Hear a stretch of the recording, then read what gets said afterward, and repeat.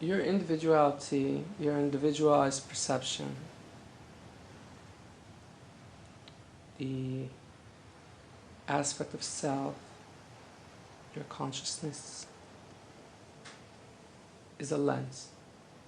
It's a lens of perception.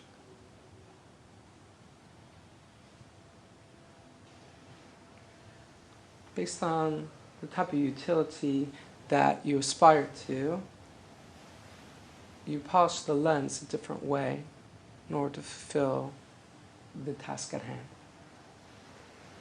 So, if I'm creating a telescope, then I prepare a lens a different way to probe outward.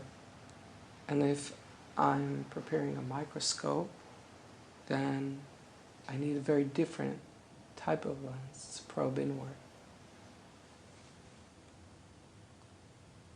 The nature of the soul is that through your day-to-day incarnation in a material plane, you're being required to focus outward and inward all the time.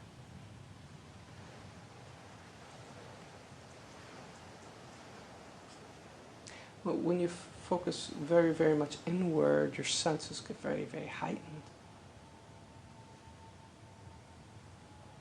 And then things that normally wouldn't disturb you become very abrasive.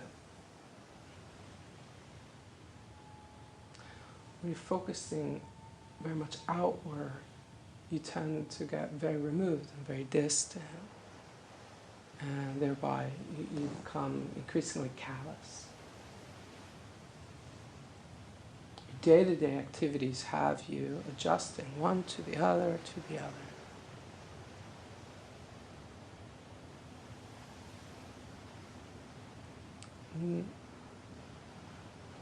Unless you're expertly rehearsed in rebalancing, reharmonizing, you attract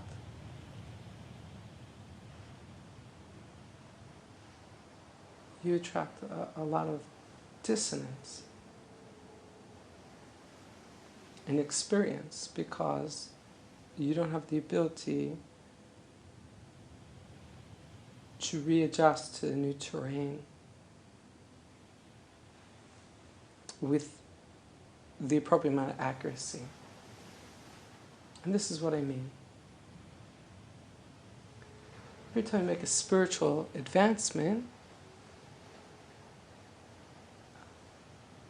you become more receptive. And things that you did not notice before, you become sensitive to. The beauty is more beautiful. And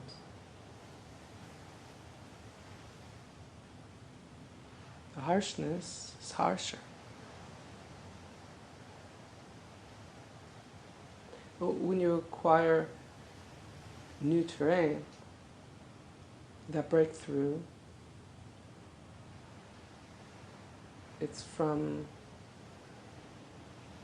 a harmonizing, a greater harmonization between the journey you take within and the journey you explore without.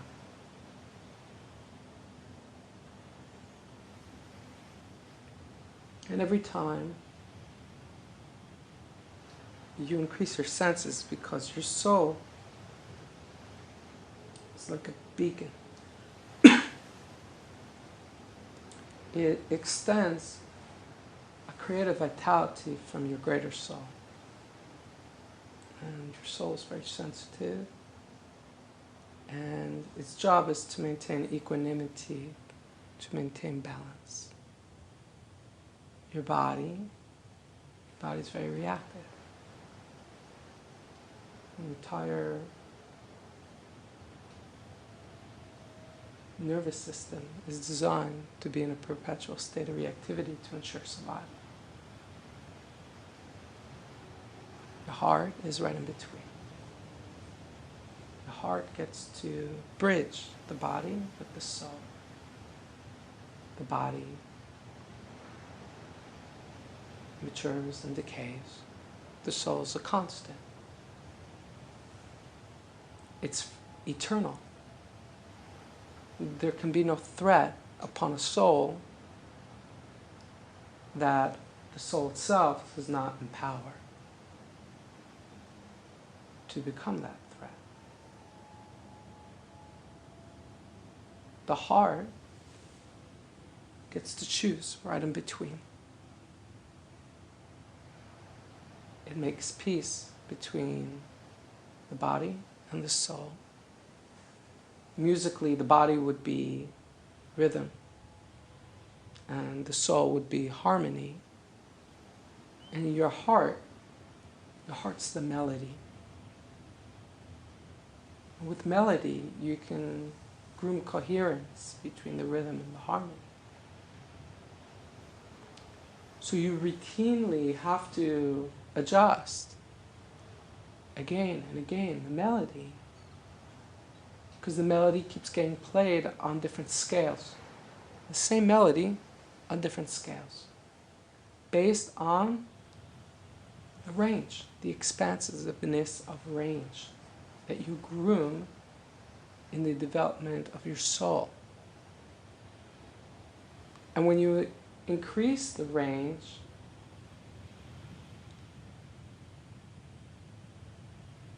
in your heart, it has to recalibrate the rhythm, and it's got to recalibrate the harmonies in order for the soul to be a single composition. Individuals live their life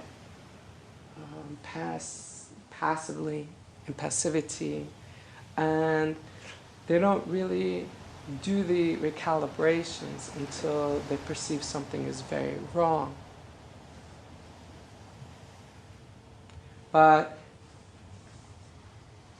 change is one of the only constants in the physical universe.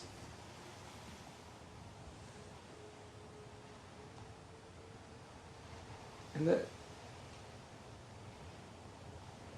the number one thing that ensures the survival of an organism and its ability to thrive is its ability to adapt and change.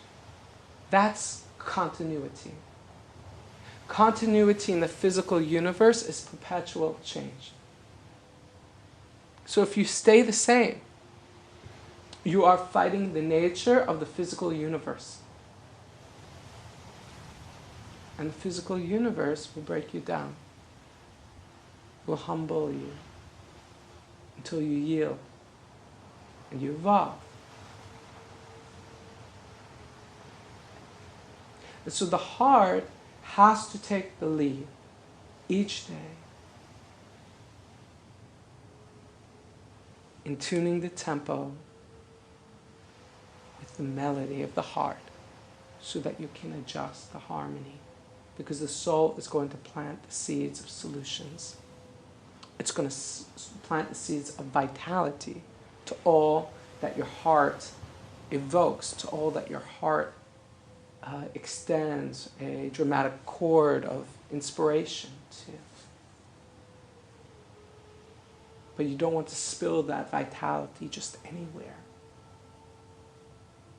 Because if you spill that vitality to things that are formed without any internality, without any intrinsic,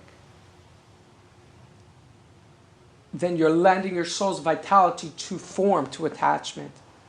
And that attachment becomes a divide between you and the totality of your unified consciousness. Because there are parts of you divided in every attachment. And so individuals who are so attached, they feel abandoned, alone, dispersed, spiritually depleted, and perpetually chasing. And that's part of the mechanism that grooms change through humbling the individual. But if an individual is in perpetual awe, they never need to be humbled. If you have perpetual awe for the grace and the potential and the beauty that's latent in each instant, then you're proactive and there's never a need to experience that humbling in order for the leaves to fall and new seeds to germinate. You don't need that.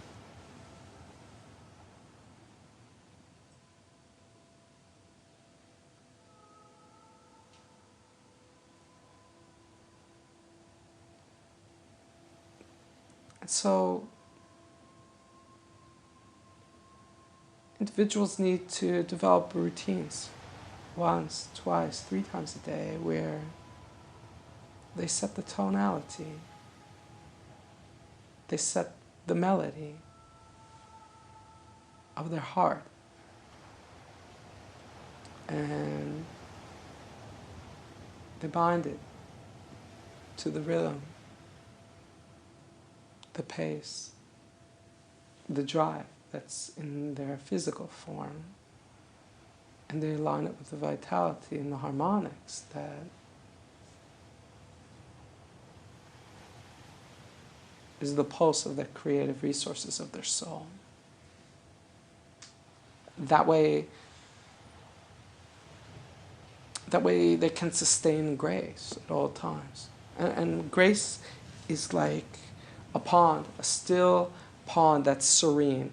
And when a pond is serene, it becomes like a mirror. And that mirror reflects the world above. And you can see in the impressions in the mirror all that is above.